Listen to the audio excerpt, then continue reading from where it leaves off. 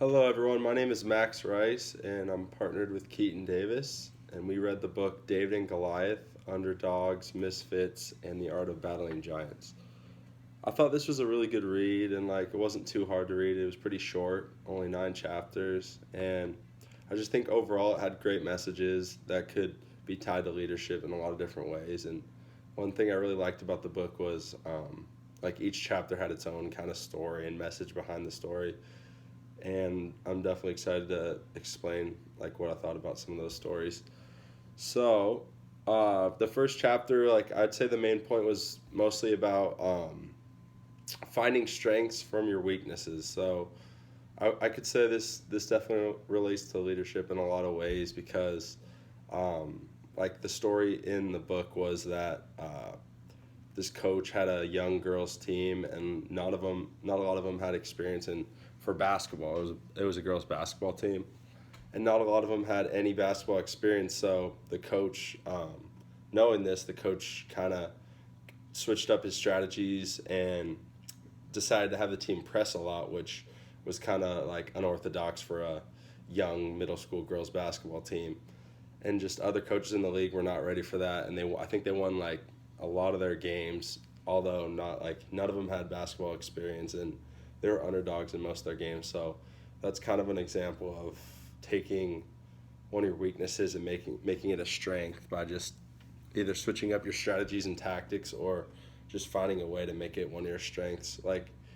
Looking at my own life and comparing that to leadership, I would say I haven't always been the biggest or strongest or most athletic, but I've had to make up with that by communicating more, being a good teammate, or just ways like that to make me become a better leader, and just find ways to make my weaknesses like speed and just stuff like that and make them into my strengths by finding different ways on the court to just try to be the best leader and basketball player I can be. So that's how that topic related to my life and leadership. And this topic really kind of related to the title of the book too, because if you're looking at David and Goliath, I mean, David has a lot of weaknesses in size and strength compared to Goliath, and he kind of had to use an unorthodox way of taking him down with his slingshot. So that's kind of how talking about taking advantage of your weaknesses by making them your strengths. So he used the slingshot to take him down. His smarts and his slingshot really was key to him winning that fight. But another really interesting message I thought more near the middle of the book was that tragedies can lead people to more success and perseverance. So I thought this was really interesting and relates a lot to leadership because I think all great leaders have been through hard times and came out on the other side, and I feel like that really has made them the leader they are today, because the struggles you go through can really build character and just make people honestly better people all in general, and just knowing that they've gotten through that and they can help others get through the same type of stuff. I'm not saying tragedies are necessarily a good thing in all case scenarios, but I think if you look at it in a positive way, it can definitely build you into a better person and a better leader. Uh, Another good one was it talked about a sad story about how this little, or not little girl, but middle-aged girl named Kimberly was killed after going to dinner by two guys who kind of jumped her or something. Sad like that. And the dad promised her on her deathbed that he would try to make this not be able to happen to anyone else. So he came together with a couple other friends, and they created something called the three-strike rule, which I'm sure you've heard about now. But so the three-strike rule is for criminals who commit multiple offenses. If you get a second strike, the time in jail will be doubled. Then obviously a third strike, it'll be tripled, trying to just make sure criminals don't make mistakes over and over again. So that kind of relates to being a leader, because the dad really took it into his own hands, and that was a big part of message for that particular chapter. But the dad kind of just took it into his own hands and just made a change through. This also relates to how tragedies can cause perseverance and success.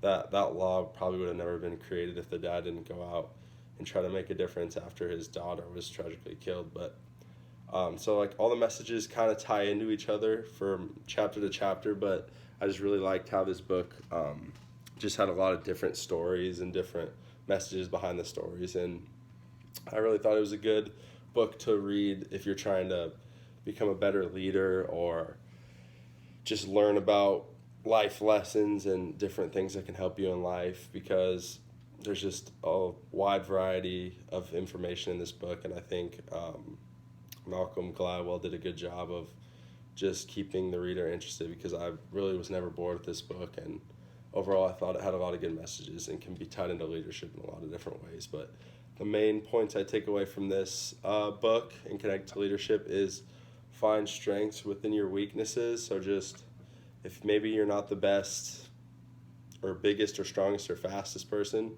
you can become a better communicator, a better teammate, a better family member, a better friend.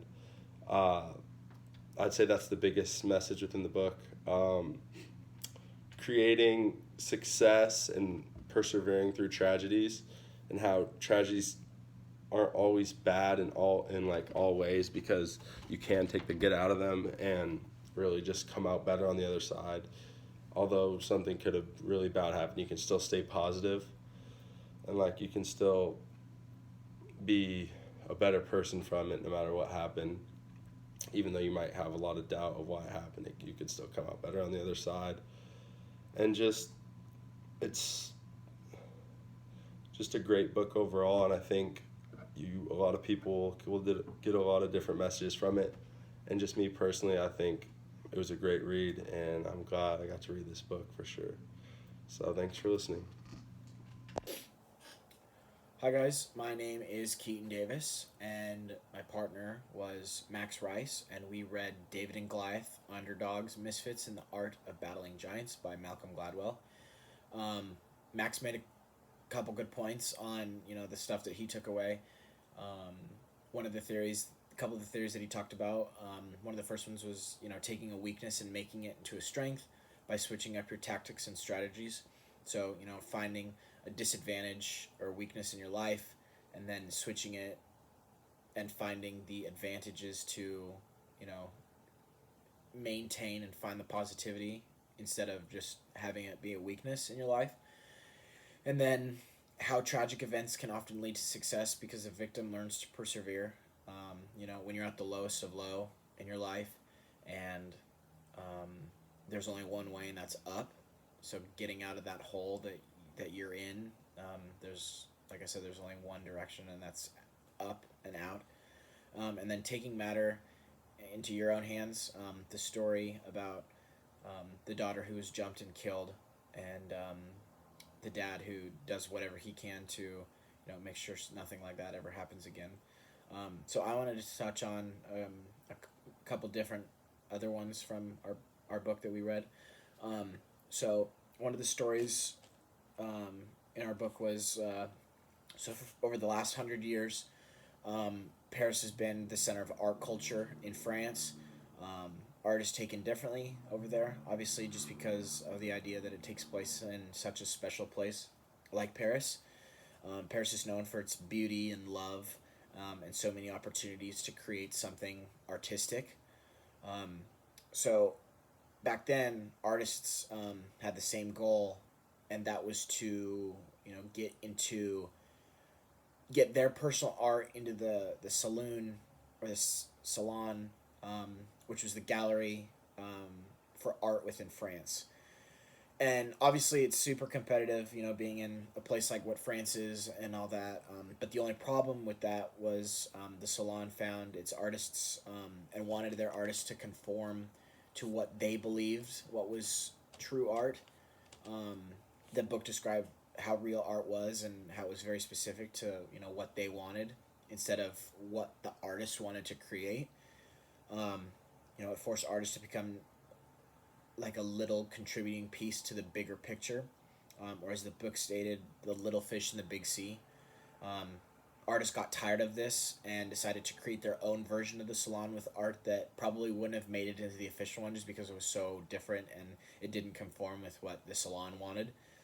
Um, and so it takes the backstory and applies it to a girl who is Caroline, who's deciding to make the decision on where to attend college, the University of Maryland or Brown University.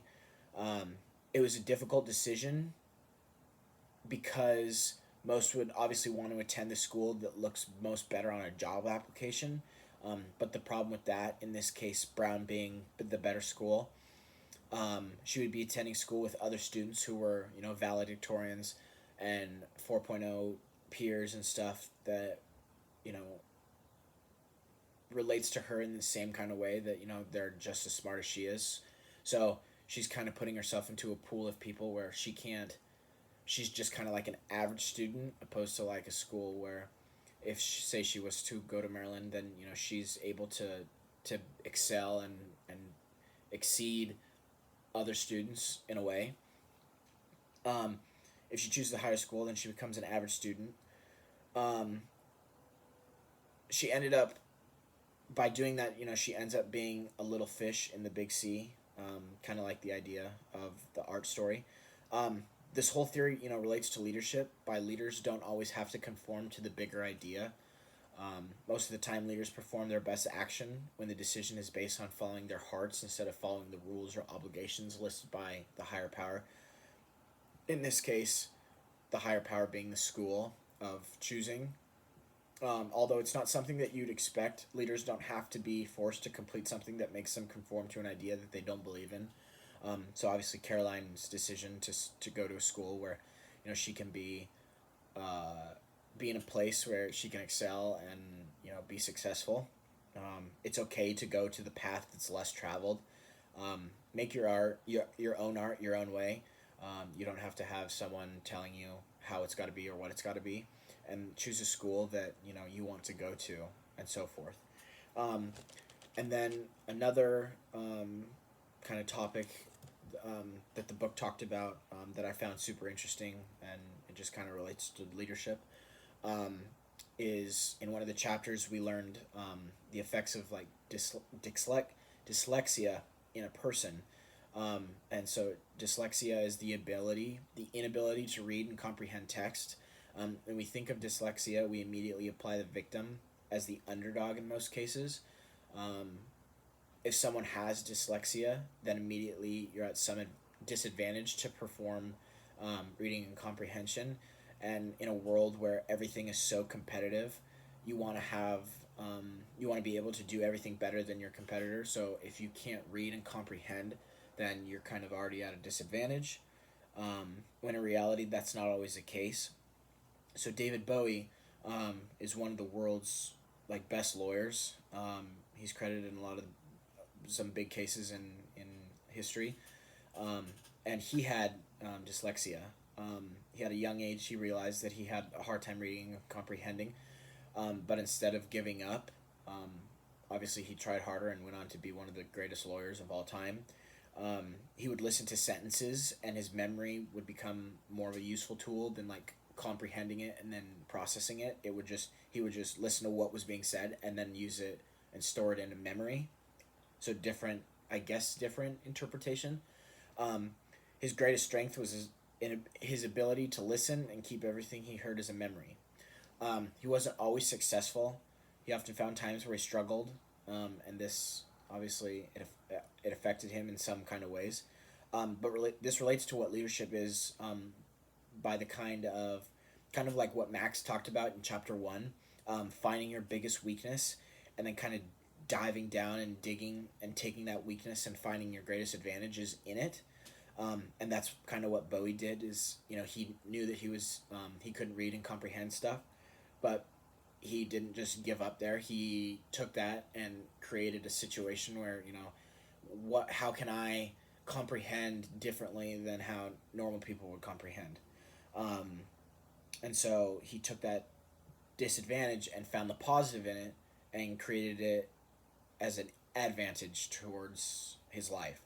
Um, so yes, so obviously this book, it gave a lot of theories and concepts of what good leadership is. I mean, the book title, David and Goliath. We all know how important of a story that is, and how David defeated Goliath, and how it was such a big underdog story and all that. But this book does a good job of